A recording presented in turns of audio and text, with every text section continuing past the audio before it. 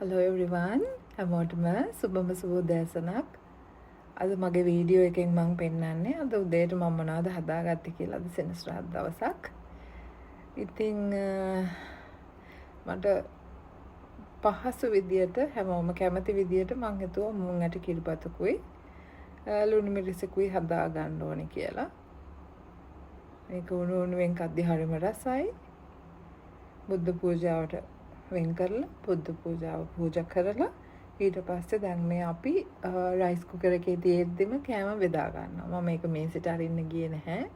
ඒ වගේම කෑලි කපන්න ගියෙත් නැහැ. මේ විදිහට ලුණු කෑලි හිටින්න ලුණු මිරිස හදාගත්තේ. මෙන්න තියෙනවා කිතුල් හකුරු කැට භාගයක්.